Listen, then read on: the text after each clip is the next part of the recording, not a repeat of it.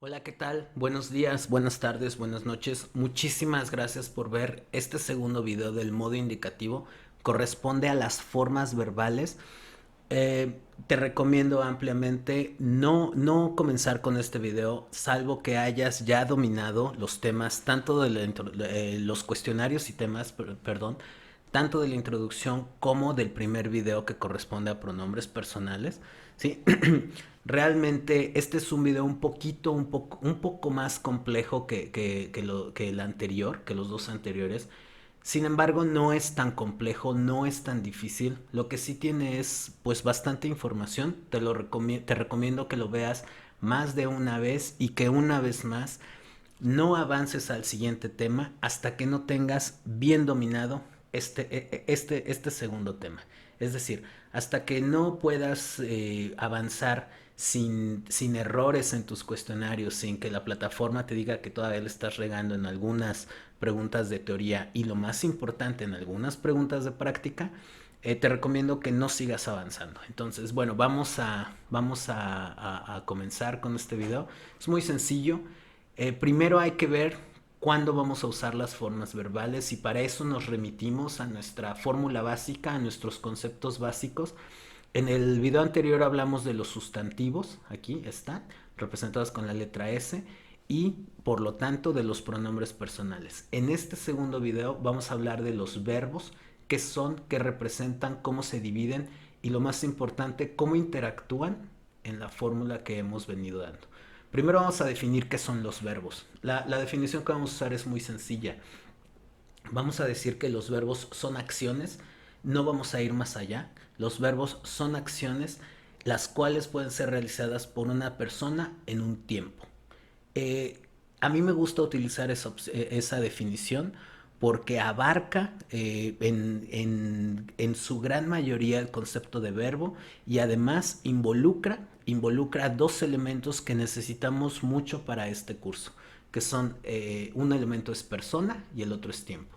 Con persona en todo momento nos vamos a referir a sustantivos, los cuales representamos con pronombres personales, y con tiempo vamos a hablar de algo que hablamos en el video de introducción, que son los tiempos que ya conocemos, presente, pasado y futuro, y los tipos de tiempo que los iremos viendo poco a poco, ¿sí? Que pueden ser tiempos simples, tiempos continuos, tiempos perfectos simples y tiempos perfectos continuos. Entonces, a eso nos vamos a referir con tiempos, ¿sí? Lo cual van a afectar a los verbos. ¿Por qué? Porque los verbos mutan, los verbos cambian de acuerdo al tiempo que los esté conjugando, ¿sí? La conjugación de un verbo es el cambio que éste sufre con respecto al tiempo. Pero antes de meternos en problemas de conjugación, primero vamos a ver cómo vamos a dividir las formas verbales. ¿Qué son las formas verbales? Las formas verbales, como su mismo nombre lo indica, es la morfología, la forma, ¿sí? La mutación, por así decirlo, que un verbo va a sufrir con respecto a cuando es conjugado de alguna forma o en algún tiempo o cuando es utilizado de alguna manera. La primera forma verbal que vamos a ver, que es la más sencilla y la más lógica, es la forma infinitivo. Una vez más, son conceptos los cuales hemos visto en la primaria, hemos visto en la secundaria, que quizá nos sean un poquito incómodo trabajar con ellos, pero no son cosas del otro mundo, son cosas que no importa la edad que tengas, no importa el nivel de escolaridad que tengas, tienes la capacidad de comprenderlas. Y si estás de alguna forma con el interés de tener, de aprender un poco de lengua inglesa, son cosas que debes dominar incluso en tu lengua madre. Entonces, aquí vemos los elementos de forma muy sencilla. Si quieres profundizar sobre de ellos, bueno, hazlo un poco por tu cuenta, pero la forma en la que aquí abarcamos las distintas formas verbales y los distintos conceptos son más que suficientes para que las utilices dentro de este curso y comiences a formar tú tus propias oraciones en lengua inglesa. Entonces, bueno, vamos a empezar con el primero, que es una forma no conjugada. Eso quiere decir que no va a cambiar en ningún tiempo, y es el infinitivo. Es la forma más sencilla. Si te fijas, el infinitivo en inglés, lo reconocemos por la preposición to antes de cualquier verbo, Esto a lo mejor te resulta un poco extraño, pero bueno, así está definido en inglés. Sin embargo, en español no te va a resultar tan extraño. En español tenemos únicamente la terminación del verbo para que esta nos indique en qué forma está. Todos los verbos en español en modo infinitivo van a tener una de estas terminaciones, que es ar, er o ir. Es decir, no vamos a encontrar en ningún momento verbos terminados en or o verbos terminados en ur. Todos los verbos en infinitivo tienen la particularidad de que no nos van a indicar ni persona ni tiempo. Es decir, yo no puedo decir cosas como yo cantar, tú cantar. El cantar estaría mal dicho. Si yo digo, por ejemplo, cantamos, yo puedo saber sin mencionar a la persona quien cantó, nosotros cantamos. Y quizá pueda determinar el tiempo. Nosotros cantamos, ¿cuándo cantamos? Ahora. Pero si yo digo únicamente cantar en modo infinitivo, no voy a tener acceso a información de persona o de tiempo. Es decir, si yo digo bailar, yo no puedo decir quién baila, no puedo intuir o no puedo saber quién baila o cuándo baila. Yo únicamente sé que una acción se está realizando. Cada vez que yo tenga un verbo con una de estas terminaciones, ar, er o ir, en español sabré que estoy ante un verbo en modo infinitivo. Y esto lo puedo saber en inglés si tengo a ese verbo con la preposición to antes del mismo. Es decir, to sing es el equivalente más cercano que existe en inglés a cantar con la terminación AR en español. Y esto es importante tenerlo muy en cuenta porque existe en inglés también la forma simple. ¿Cómo se va a diferenciar el infinitivo de la forma simple en inglés? La forma simple la vamos a tomar como el verbo solito nada más. Aquí tenemos el ejemplo de to sleep. ¿Sí? El infinitivo del verbo dormir de forma correcta en lengua inglesa es to sleep, ambas palabras.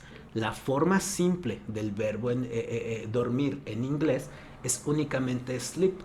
Y esto es necesario saberlo porque la forma simple es una de las formas que más comúnmente utilizaremos, no en la mayoría de los tiempos, de hecho, ¿sí?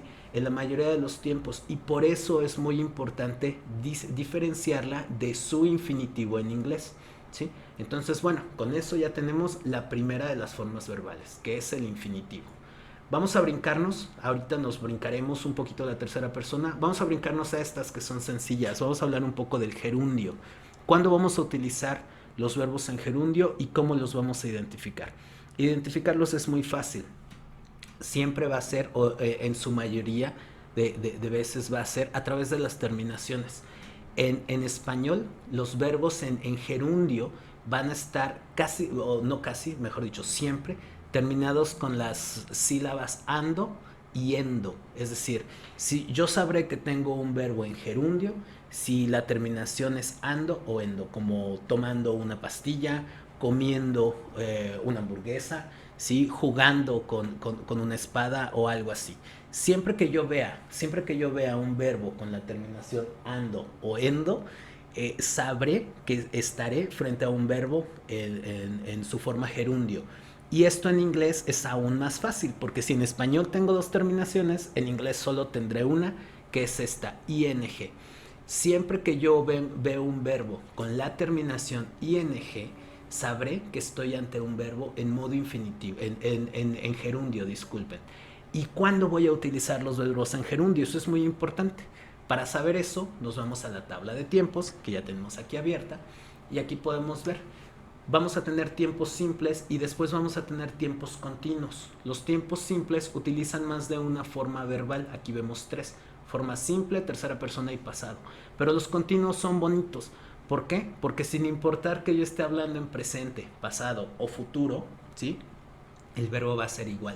El verbo no va a cambiar. Todos los tiempos continuos, presente continuo, pasado continuo o futuro continuo, sin excepción, van a utilizar la misma forma verbal, que es el gerundio, ¿sí? Yo estoy cantando, yo estaba, estuve o estuviera cantando, o yo estaré cantando. Sin importar de qué tiempo esté hablando, la forma verbal va a ser idéntica. Pasa lo mismo con los tiempos perfectos continuos, ¿sí? Si se fijan, si te fijas, todos los tiempos perfectos continuos utilizan el gerundio.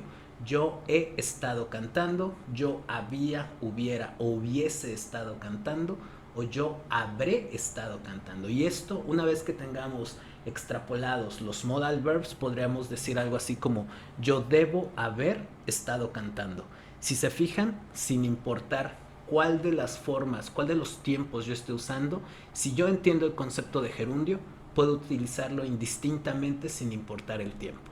Es por eso que es importante entender bien y practicar bien cada uno de los conceptos que vayamos viendo, ¿sí? Cada uno de los conceptos que vayamos viendo para poder utilizarlos en el futuro y no avanzar a la siguiente lección hasta que lo tengamos bien dominado.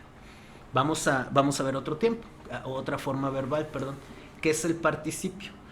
El participio puede ser confuso porque va muy de la mano con la forma pasado y aquí empezamos a hablar de verbos regulares e irregulares. Te recomiendo, como este tema puede ser complejo, te recomiendo que veas el video más de una ocasión, en más de una vez, disculpa, para que trates de tener lo más claro posible, ¿sí? ¿Qué es cada elemento, en este caso el participio, y cómo funciona? Repítelo hasta que lo tengas de una forma súper clara, que te sientas seguro al utilizarlo. Vamos a hablar primero de verbos regulares e irregulares. Todos los verbos, de acuerdo a su terminación, de acuerdo a su forma verbal, ¿sí? De acuerdo a su morfología, mejor dicho, ¿sí? Todos los verbos pueden ser regulares o irregulares. En inglés, ¿qué quiere decir esto? Estoy seguro que también eres familiar con esto. La mayoría de los verbos en inglés son regulares. Eso quiere decir que cuando hablas de ellos en pasado o en participio, van a tener la terminación ed, como aquí esta lista lo indica, o alguna variación de ed, como en este caso puede ser la de solita, o en algunos casos la ed aumentada con la i latina dependiendo del verbo. Pero sin importar de la morfología misma del verbo, todos los verbos regulares en pasado y en participio van a tener esta terminación o tender hacia la misma. Con los regulares es otra historia, ¿sí?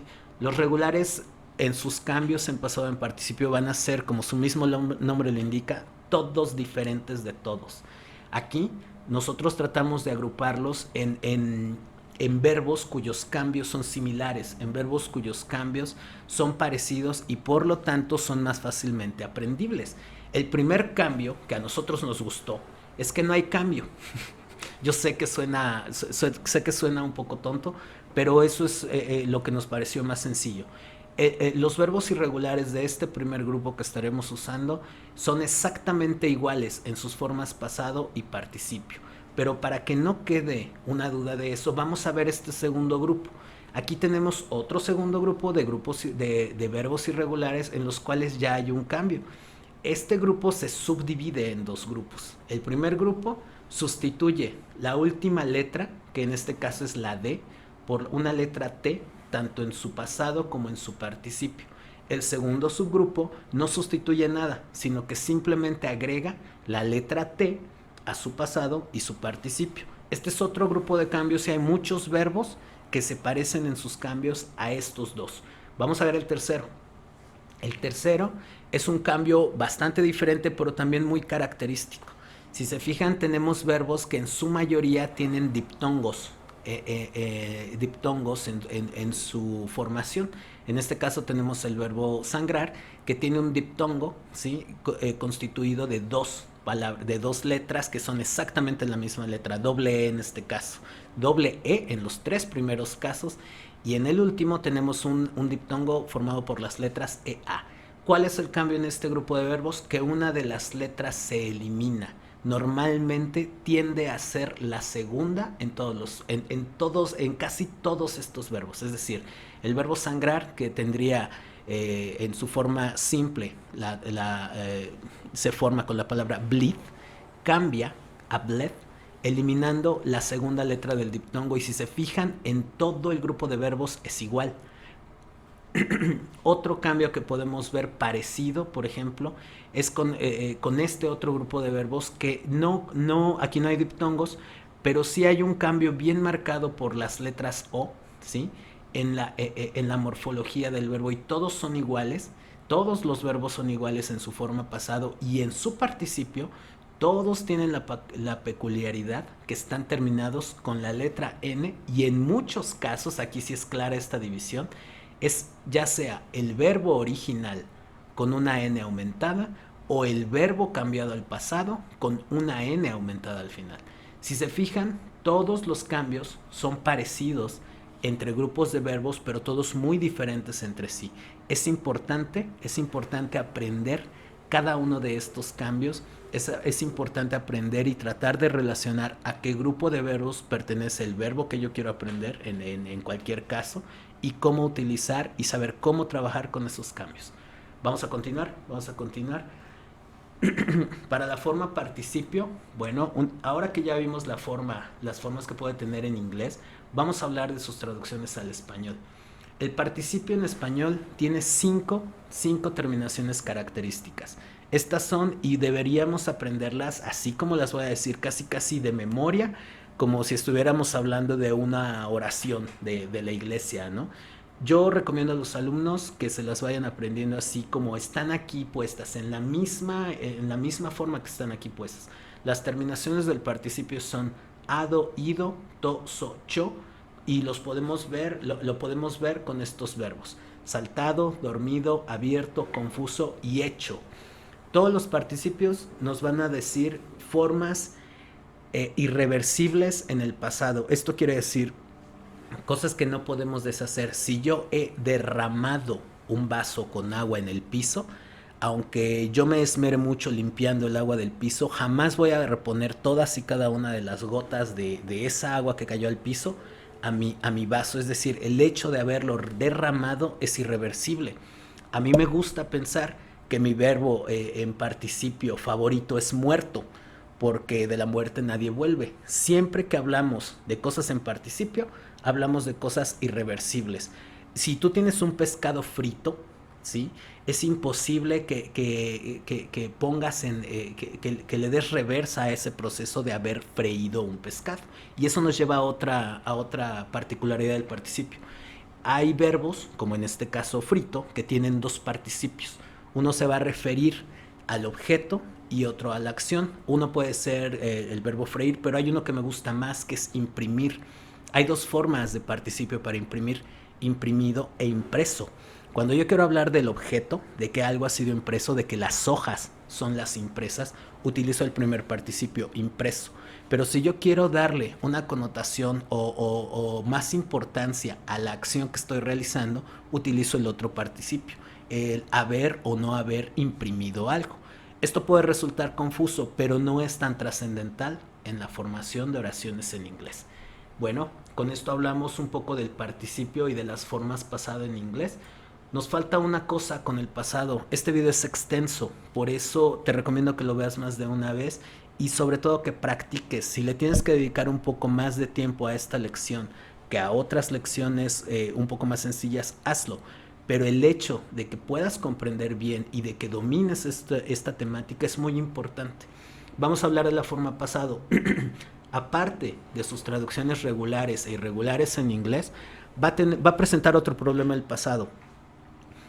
Y es que las traducciones que puedes tener de un solo verbo en pasado en inglés pueden ser muchas en español, y aquí las ponemos todas. Me gusta englobarlo en decir que el pasado tiene 4 traducciones. Y por ejemplo, aquí lo vemos con el verbo jugar, ¿sí? Las 4 traducciones para la primera persona del singular en pasado del verbo jugar sería: yo jugué, yo jugaba, yo jugara o yo jugase. Es muy importante conocer por lo menos las primeras 3 traducciones, ya que la cuarta es muy arcaica, muy vieja, ¿sí? ¿Por qué? Porque en español las utilizamos en todo momento.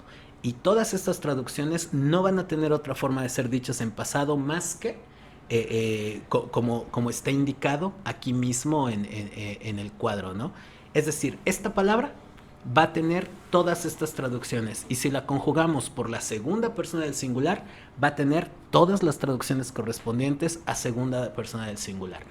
Es importante decir que hay dos corrientes, por así decirlo, de verbos en pasado: los terminados en e y los terminados en i, como este que tenemos aquí de comer. Las cuatro traducciones del verbo en pasado, yo comí, I ate en inglés, son las siguientes. Yo comí, yo comía, yo comiera o yo comiese. Compartiendo esta última el hecho de ser muy vieja, ¿sí? Y que puede ser sustituida por la anterior. Aún así es muy importante conocer y dominar todas las traducciones del pasado, ¿sí? De ahí en fuera podemos hablar de otras formas. La más importante que nos brincamos hace rato, la forma tercera persona, para no hacer más largo este video, ¿sí?